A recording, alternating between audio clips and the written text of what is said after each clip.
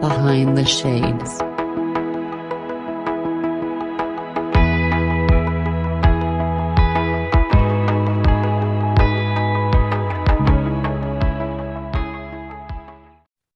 Because, and you've probably seen this in your experiences, shame is such a sharp sword when it's used to attack us. And one thing I want to ask you as you're telling that experience is, when I hear stories like that, in my mind, I think that you're bringing that person closer to their energy. Or as you mentioned, since you mentioned spirituality, you're bringing them closer to their gift because you're expressing your gift, you're tapping into your gift, and the overflow of energy is helping this young man turn around something that he felt he couldn't ever do. And now he's inspiring everyone around him because now everyone is being rallied around him. Yes, yes. And you know, Wayne Dyer has this incredible quote, and I'm not going to do justice to it, but he says that everyone who holds a high vibration of love and continuously comes from that loving place affects not only their own being and their own heart, but positively impacts 750,000 other people.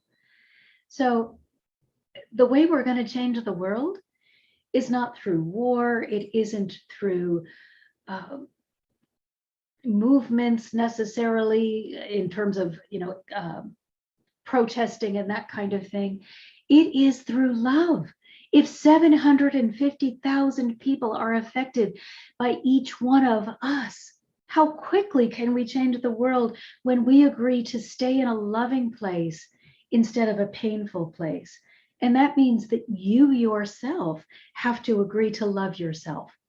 You've got to get up in the morning and say, wow, I love you. You are amazing. I'm so proud of you. And you know, one of the most beautiful things happened. One of the young women that is in one of my sessions said at the start of our previous session, she said, you know, I was just kind of sitting here thinking about how much progress I made. And I'm so proud of myself. I thought I was going to float through the ceiling. I was like, yay, yay. This is what we need. We need more people who feel good about themselves because somebody has explained the truth of the divine to them instead of shamed them with scripture that may or may not have been translated correctly. So I think it's really important that we understand that religion can be a valuable tool. But again, if it contradicts what your heart already knows, then it's not correct. It has been uh, fooled with over so many years. Pieces have been put in and taken out. It's been translated so many different times. We're not getting the pure version. So if your heart is rebelling, it's rebelling for a reason. And you need to listen to your heart. Your heart is your connection to the divine. And they don't lie. They don't change. They don't cheat. They are only good. They are only love. And they only desire for you to excel. So if someone tells you that your choice of partners or your choice of vocation or anything about you is too shameful for the divine to accept, they don't understand who it is they're talking about. Marcia, how would someone like myself tap in into that energy from the gift that each of us are born with, or the gift that each of us have been blessed to create within ourselves? How do we tap into that energy? The most important thing you need is a willingness. A willing heart will get you further than anything. And don't be afraid to experiment. You know, I just love the fact that we are able to make mistakes and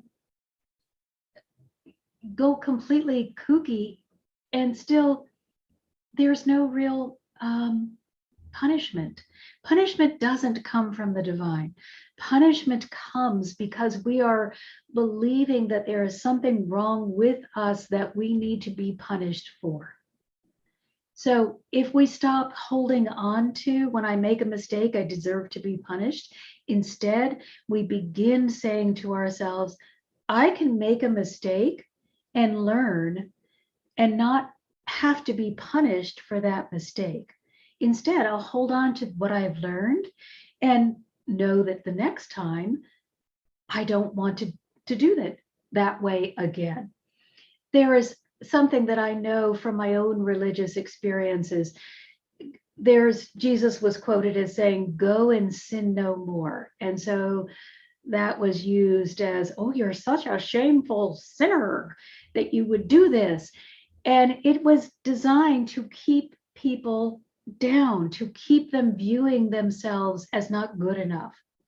But if we understand that sin only means mistake, Jesus was really saying, okay, go forward from here and don't keep making the same mistake because you're going to keep getting the same result.